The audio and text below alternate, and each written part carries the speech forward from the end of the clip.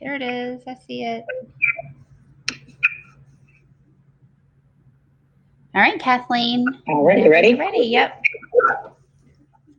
All right. Hello, everyone, and welcome to our next NTI strategy show. My name is Kathleen Receiver, and I'll be leading the show for you today. I'm so excited to be joined by some awesome Kentucky Go Digital members. We have Elaine Abernatha, who is a digital innovation leader for JCPS, as well as Daniel Washburn, who is also a digital innovation leader for JCPS. We have Dana Dowdy here with us from Graves County, and we have Brandy New here with us as well.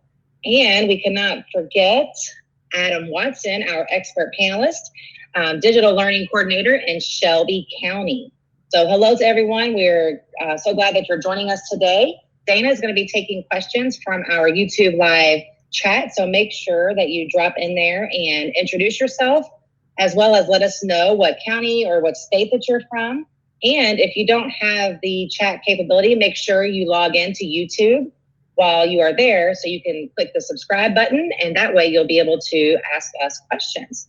All right, so it is time now to hear from Adam Watson. Adam, it's great to have you on the show today. I'm excited to learn from you. Well, thank you for having me, guys. I really appreciate it. Yes, I'm excited to talk about virtual field trips. And if you don't mind, I'm going to move over here and choose my slide deck and share that so we can get started. So hold on just a second here.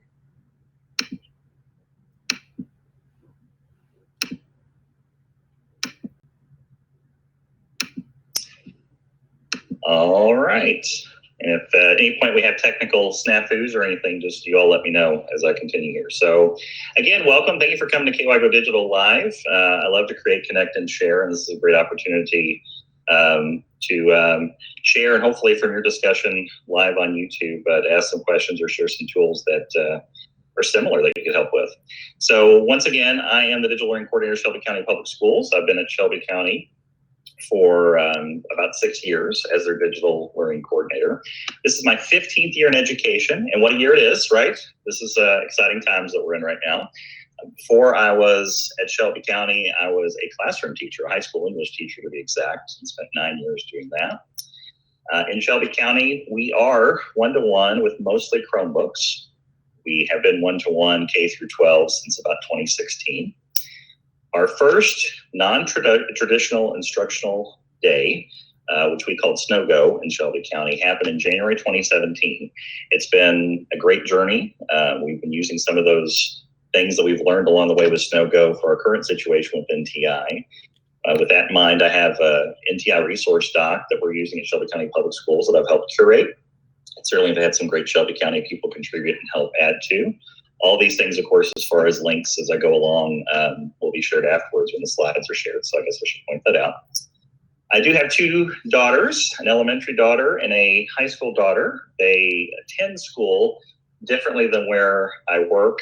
In fact, currently, they're at Watson Academy. It is a very exciting time here at Watson Academy. We have 2 enrolled students, and it's been an adventure as they've been on Google Classroom and learning how to do some things virtually, but I'm pleased. So far, so good. We're hanging in there. Hopefully you all out there are doing the same.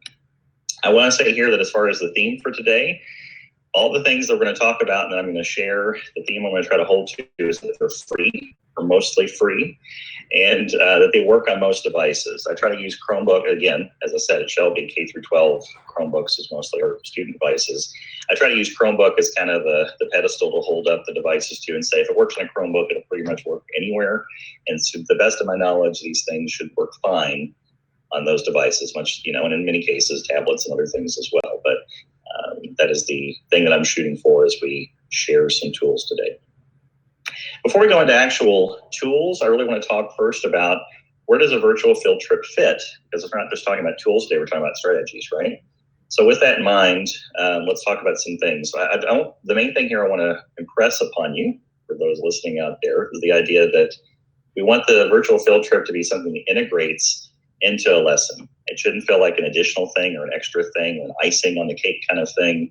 It should be something that should meet your academic objectives just in a different way. So with that in mind, the first bullet here, we talk about interacting with content in a more engaging way. really, at this point in time especially, engagement is super important. We need to really tap into the learning science idea, tap into that inquiry mindset. And this phrase, uncover, not cover, I am stealing from a PBL training I had many years ago, but that's a huge difference here. That instead of us as teachers, we often, fallen into the phrases maybe of saying we're covering content this week. This is an opportunity for students to uncover content, to engage with it and learn from it and learn about it in a different way. I mentioned project-based learning a second ago. This could be an opportunity with these virtual field trips to build background for a PBL so that when they learn this content, they can proceed with a project. They can perhaps learn more about an issue or an area of the world that needs help and develop that empathy through a virtual field trip. Personalized learning.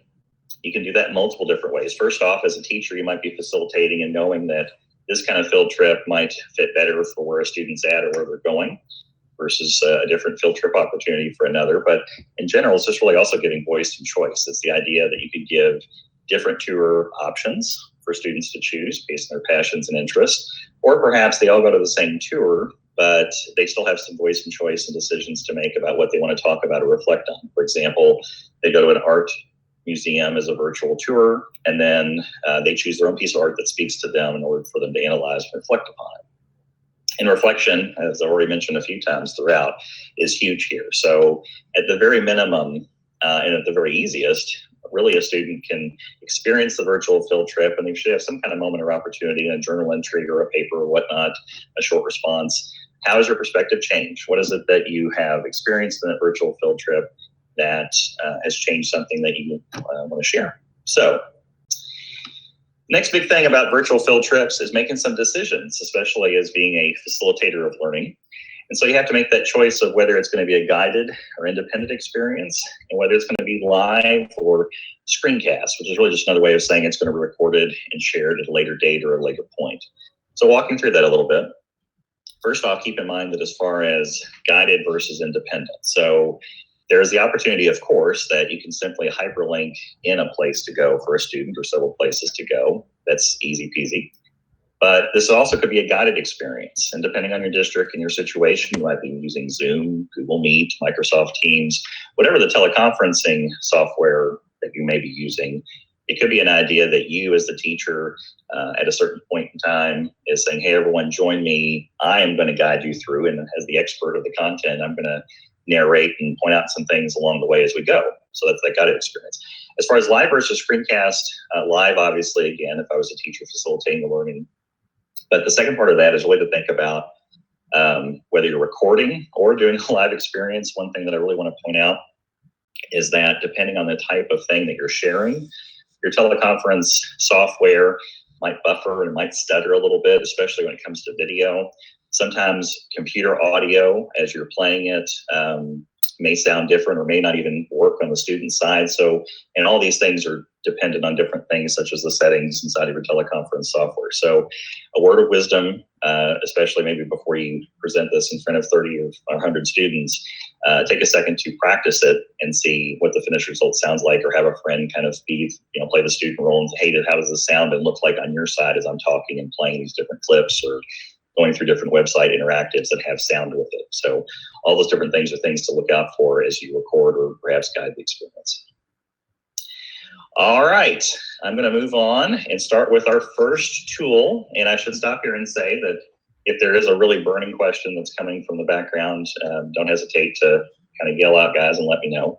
But we're going to talk about several tools today just to kind of get you in that frame of thought and some things to think about. So the first one is the Great Wall of China has a tourist website area. And what I love about this is that it has a really great embedded opportunity to see different popular sections of the Great Wall. And thanks to some virtual software opportunities and some buttons and navigations, there's some opportunities to see and visit. So I'm going to take my first pop-out opportunity here. Here we are. Okay, and it's loading. So here we are. We can see here that as it's loading here, okay, we have some zooming in and out opportunities. We can spin around and look at different areas.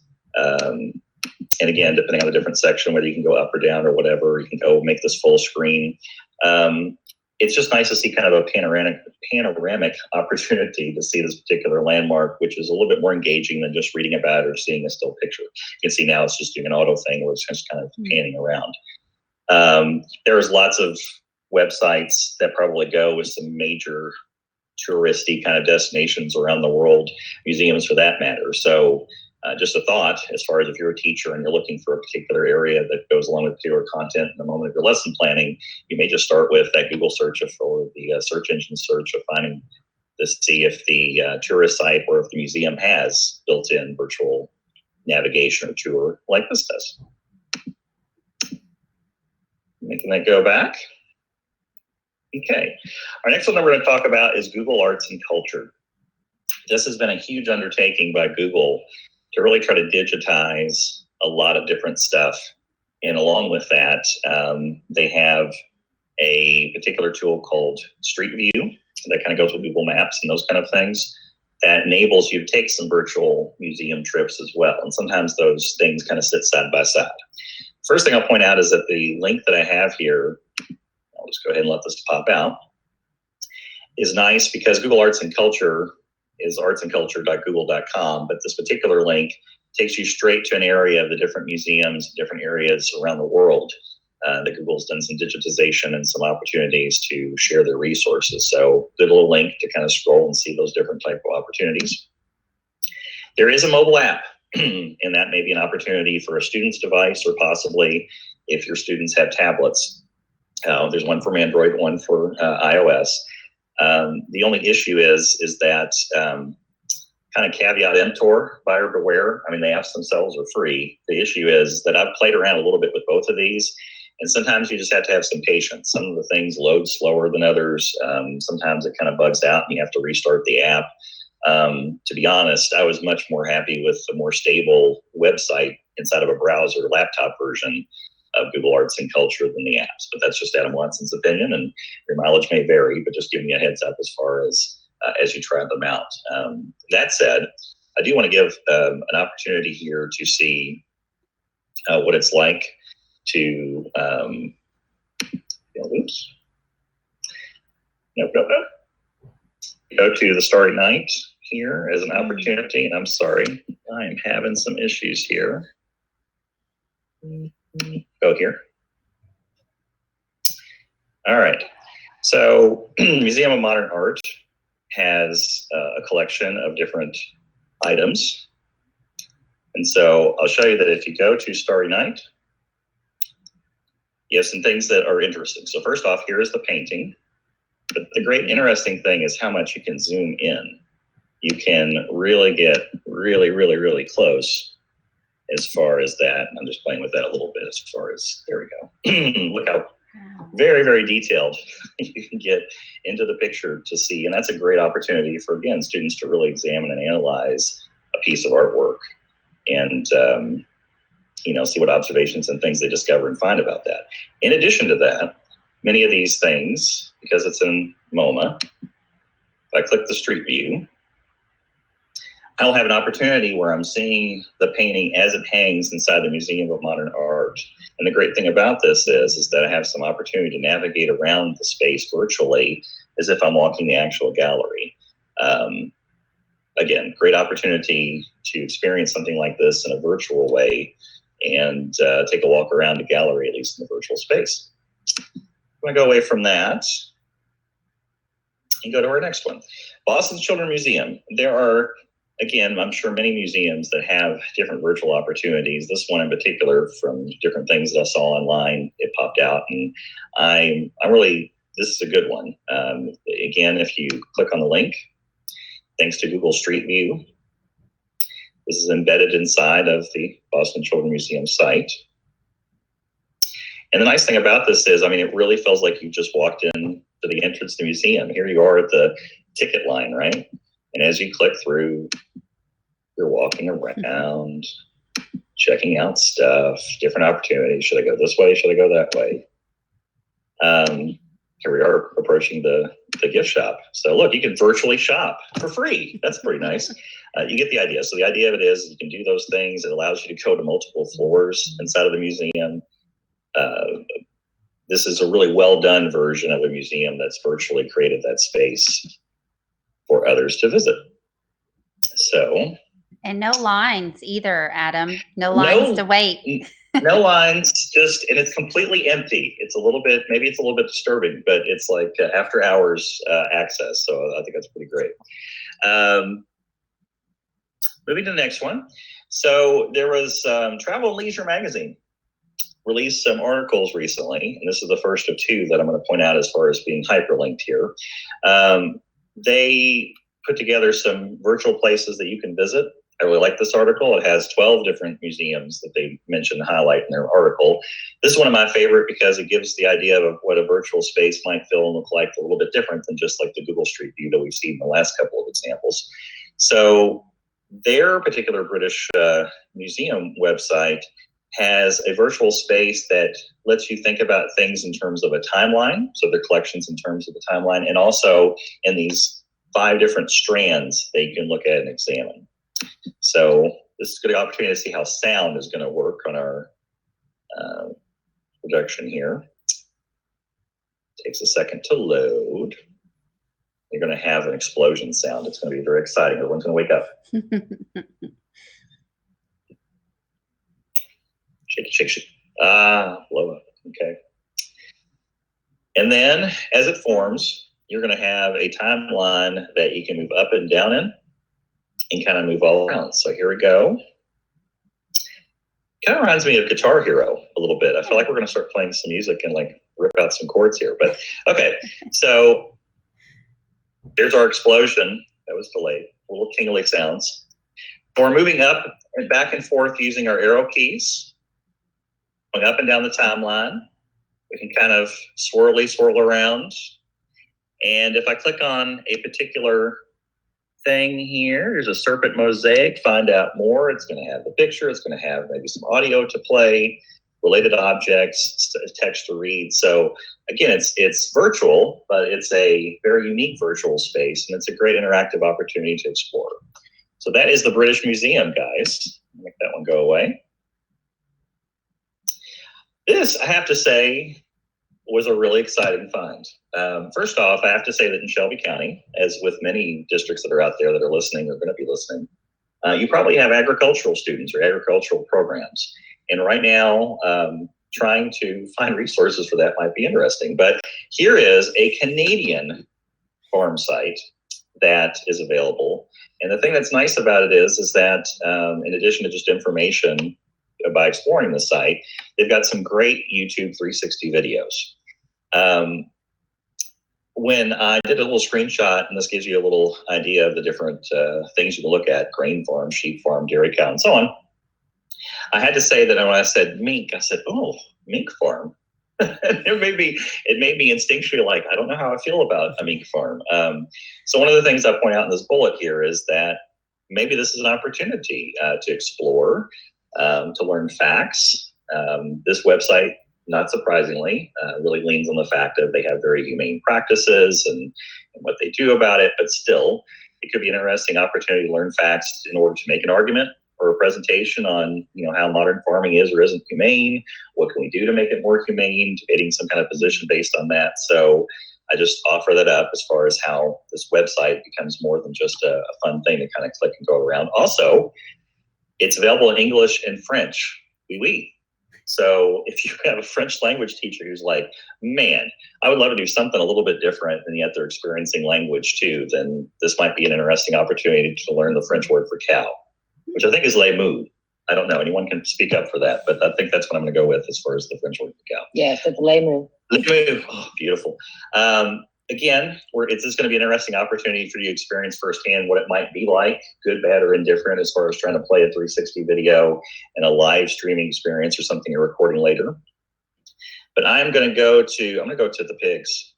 I'm going to go to these little piggy pigs. They're so very cute. All right, quick Canadian pig facts. Okay. This is something that's interesting. When they snort, they go A. They're like, snort A. That's what a pig does in Canada. So that's an interesting Canada fact. That's a complete lie.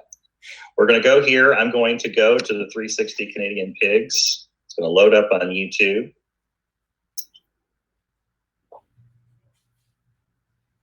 It's going to load up here.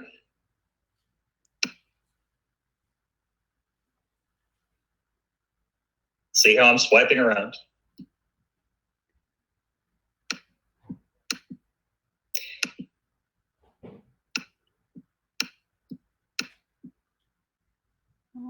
All there is to know about pigs, guys. All right, you get the idea. Again, it's really interesting because you can move it around. And I want to point this out again. Remember, one of my themes at the very beginning was I can do this with any device. The thing that's nice is that with a Chromebook, just a simple old Chromebook laptop, you can still manipulate, have that opportunity to kind of feel what it's like. I can make this full screen to make it maybe a little bit more interactive or engaging, I should say.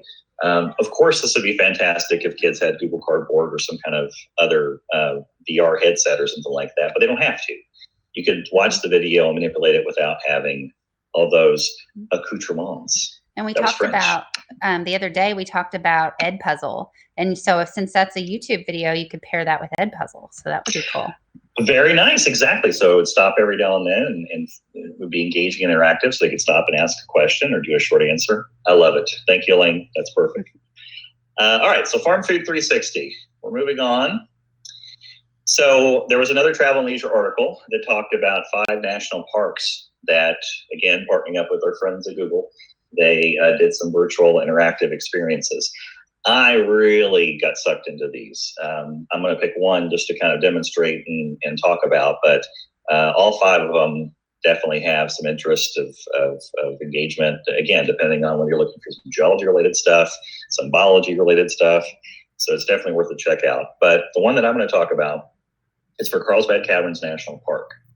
One of the things that I thought was interesting about this is that it really goes into the life of bats and their experience and the life cycle and how they use echolation and all that in a really interesting, engaging way. The tour link is here. I'm about to click it, but I do want to point out that one other interesting thing about these virtual tours, and that was true for several of them that I checked out, is that it's not just a video experience, but it's a audio experience, that there's really a feeling of spatial audio placement. So when you're in the middle of an ocean doing snorkeling, for example, in one of the virtual tours, you really hear that sound of water all around you. And with this one, there's a similar thing as far as being in the middle of these caves. So I'm going to click on this tour link. There's an introduction, but I'm going to skip it just for time, once it gives me the opportunity. Okay. Okay, going to Carlsbad. Okay, I'm going to go ahead and skip.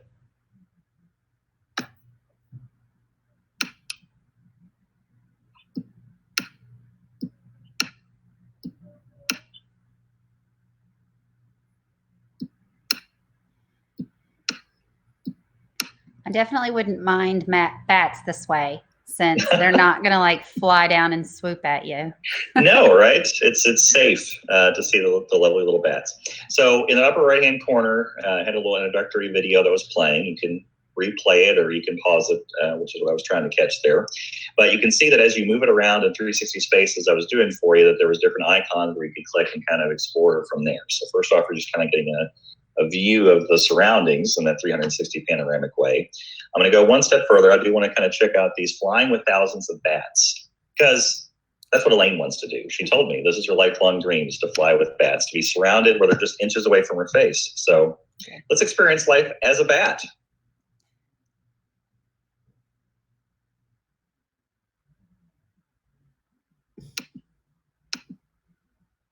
Stop and play. It's taking a second to load. See in the darkness. So navigate like a bat. Echolocation, guys. I'm clicking on the mouse to make it feel like it is for a bat.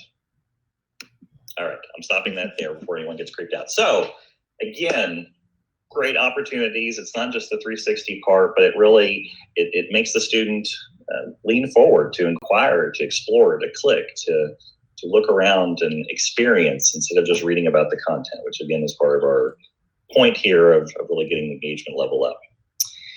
All right, Nearpod virtual reality, Nearpod VR. One thing I should say really quick, for a lot of people probably that are taking these or listening to these different KY Go Digitals, Nearpod It's probably a tool you're fairly familiar with, but if I had to give you a 15-second version of what it is or what it can do, Nearpod is a real-time guided interactive slide presentation. So it's a chance for a teacher to facilitate pushing out slides to the audience of students. But excuse me, every now and then we'll have something where it's an interactive opportunity to take a poll, draw on a picture, that kind of thing. That is the free version that anyone can definitely sign up for. For a premium version of the account, you can also independently assign a Nearpod as homework, which is a great opportunity to do personalization.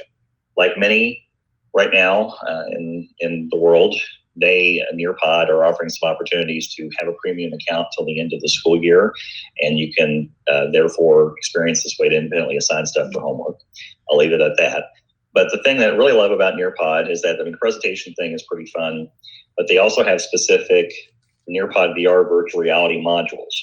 Some are free, some usually are ones you can purchase, although with the premium account, you can have access to more of their library and access. The thing is, it's so deep of a library, which is really what's exciting. And it's also across so many different contents. Social studies seems like a given as far as doing virtual reality of certain places, and science probably right behind it. But as you can just see from the screenshot that I took, you've got colleges that you can virtually explore and use within that Nearpod VR. And again, this is an idea that you can do this with any device. This works perfectly fine on a Chromebook. You don't necessarily have to have cardboard or any kind of headset, although that might heighten the experience a little bit, but you could absolutely do it from a laptop or device. Mindfulness, there's a lot of SEL stuff that's on here in virtual reality, which is kind of exciting. So I'm going to take a minute to access that here. First off, this is just kind of goes over the different things of how VR works. Here, the Nearpod store or library has a way to search for different things. And the great thing here is that I have just one check mark, which is the virtual reality, to show me the virtual reality lessons. But you can easily narrow this down by grade level or by content to see certain ones. And again, just to let you see as I'm previewing, we've got landmarks, we've got art form exploration, we've got national parks, we've got middle school math doing it in virtual reality, and the list goes on and on. So there's a lot of opportunities to find one you like, to add it to your own library, which allows you the opportunity to maybe customize or add some things to it. And I'm going to leave it at that for now, just for time's sake. So again, you can launch these Nearpods. It gives you a PIN number. And the great thing to think about, and especially in our time and environment that we're in right now, is that even if you just had or were just worried about the free version, or you wanted rather to facilitate, you want to be the guided practitioner in this experience, you could say, hey guys, at a certain time, we're going to get on Microsoft Teams, Google Meet, or whatever. I'm going to give you a PIN number that you can go to nearpod.com and enter, and then all across the county or wherever these kids are at, you could be pushing out these slides and engaging them. And because they sign in with a name, it gives them an opportunity that at the end you can collect all that data, run reports, know who answered what and where. It's a great opportunity to do that virtually, because the only difference really is that you're just doing it across the teleconferencing software as opposed to inside of a classroom with four walls. So Nearpod is good in general for that stuff, but with the Nearpod VR, it really gives another level of engagement that you can provide for your students. And I'm going to end with one more tool, which is Google Tour Builder. Now, there are lots of great geo-related Google tools. I just really want to highlight this one because it, I think, has an easy entry point. First off, they have a gallery of materials of already pre-made tours that you can share and see, but you as a student or a teacher can make your own. And I wanted to end with this one because I really wanted to highlight the idea that up to this point, we've talked a lot about virtual reality, things that basically a student has to hopefully actively engage with, but it was made by someone else. This is one of the first tools that we mentioned as we come to the end here of now this is an opportunity where maybe I model one or I give them an example with the one that's already made, but bottom line is a student can make it too. So just to experience that just for a moment, go to the Tour Builder site. Technically it's in beta, but it seems been pretty solid and working well with me. As a feature tour, I'm just going to choose this one. So it's obviously using Google Map and Google Earth tools as a way of navigating through geographical space. So it's kind of a combination of a slide presentation and a Google map. So we're on the first part of the introduction. We have some opportunities here to read some material. We go next, you can see that we're moving in this space and going to a specific place on the map. We see here that there are different pictures that were added, and in this case, a YouTube video that you can play. So it's a very rich multimedia experience of multiple things, videos, clips, information, and content map, all put together. And again, this is something that students have the opportunity to make their own and share and tell their own story if they would like. So that is Google Tour Builder. I have given you lots of different tools, some websites, different places to look. Really, my intention and hope is that just gives you some inspiration and some places to start for you to take off and do your own virtual field trips. Again, I just have to reiterate the idea that really you're just trying to create a more interactive, engaging experience for students, to make them uncover that content, to really turn on those inquiry-based practices for a student, for them to begin taking that content, making it their own, and just having fun. So with that, I'm going to end and see if there's any other questions or anything else before we move on or end today's meeting. Thank you so much, Adam. I learned so many new things that I can't wait to try at home with my kids. My son is going to love a lot of these things. And also, just creating a story in Tour Builder. What a fun way to tell a story, something different than just writing it down or even typing it out or even making a slide deck. They can create a story right there. So awesome resources today. Thank you. Thank you very much. Yeah, and I just have one question. Is there a resource or a one-pager what you recommend for the different grade levels, like for elementary, middle, and high school? As far as for virtual field trip stuff? Correct. Yes. Okay, I have not. I feel like I've given a good homework assignment that might be something I could think about to create. But I will say, just as a plug, going back to the very beginning of the slide presentation, that Shelby County has created a resource doc, and it does have some flags as far as this is K through 5 versus middle school or high school. So that information is available, and a few of the things that we talked about today are inside of that resource doc as well. That is perfect. Thank you. You're welcome. I do have a question about the Tour Builder. What would you advise to teachers, especially elementary? I know some of them might be scared to allow kids to make the tours, like I don't know if they can handle it or not. What kind of grade level would you say would be okay to go ahead and let kids get into Tour Builder and create their own tours? That's a great question. I feel like somewhere right behind my left shoulder, I feel Donnie Piercy talking in my ear. And he's an elementary school teacher, and I think he would be the first to tell you that his students do some amazing things in this and in other tools. He's upper primary, granted, but still, I think you'd be surprised that with a little bit of help and a little bit of clicking, the kids would just plunge in and have a good time. They'd answer probably half their own questions. It's again, it could be as complicated as all of those pictures with videos and so on. It might be as simple as just a little bit of text that kind of navigates click by click as we move across that Google Earth, right? So I think that's just kind of a level of expectations letting kids run. But there's been so many times that I think to myself, oh, this tech thing is only good for such and such age group. And then, a second grade class wows me by being like, wow, I wish some juniors in high school saw that. You know what I mean? So I would hate to crowd it. I would just really say being patient, having good models, and just giving the time is probably the difference between younger students versus older students. And bottom line too, what a great opportunity for older students to help the younger students. And I know we're in kind of an unusual circumstance to be able to do that today, but that's the thing thinking forward as far as how that could be a multi-age project, perhaps between different grade levels to help with that.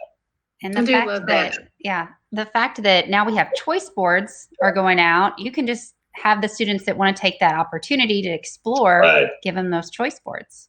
Yeah. And that kind of came up in the chat. Kayla Davis in JCPS wanted to know about when you're making the tour, is that something you can save along the way, or does it have to be finished in one setting? I am 99% certain it's saved along the way. Like most Google tools or Google Doc or whatever. Yeah. And it's saving basically through and inside your Google Drive is I'm sure how that's interacting and doing that for you. Yeah. Thanks. No, you're welcome. We've had tons of people that have gotten to join us today. And just to name a few, we've got Crystal Miller from Hardin County. Hi, Crystal. We have Kayla Davis, who's from JCPS. Yeah. Of course, Donnie Percy joined us as well, or Piercy. And then we've got James Allen. And James and Donnie. Yes, they're here with you watching live. So James and Donnie said that you were going to close us out by playing Guitar Hero. I will go back to that British Museum site and we will play like some old 80s metal British rock. Wouldn't that be fantastic? Wouldn't that be a cross content opportunity to do something? I love that. Little Iron Maiden maybe or something. Yeah. We're all totally down. Well, we got to keep ourselves entertained and sane nowadays. So yeah, well, I might end up doing that. They're definitely keeping themselves entertained in the chat for sure. Excellent. I have no doubt. If they were the only two people in the chat, I think James and Donnie would be very entertained. So yes. Yes. So, all right. Well, great resources again today, Adam. I'm so glad that I was able to watch this and learn from you. Thank you so much for joining us, and for everyone else that's watching live, thank you for joining us. Elaine, can you close out for us and tell everyone what's up for tomorrow? I sure can. So make sure that you know you can receive on-demand video support by subscribing to our Kentucky Go Digital channel here while you're on here. Our next show is tomorrow with Lauren Rata, and she is, and I'm going to go ahead and share with you guys, she's going to be working with Insert Learning, which is a tool that is been around for a little while, so I'm interested for her to share that with you guys. And so we also have a Facebook page, if you have not checked that out, where you can be supported as well. And you please contribute to that hashtag KYGoDigital. And that way we can learn from you as well. And then get to know what awesome things you're doing. So remember to keep your eyes open for the Kentucky Go Digital regional signups, which we're still going to release very soon. We have, just some little bit of everything's all up in the air right now, but we're still going to see what we can do. And then those dates, we'll get them out to you as soon as we can, so that you can connect in person with many fellow rock stars as they share awesome digital tools. So don't forget that you can connect your good ideas to our hashtag so that others can learn and share them around the state. So until next time, Kentucky Go Digital. Bye, guys. Thank you, guys. Thank you for having me. And I appreciate being a guest today.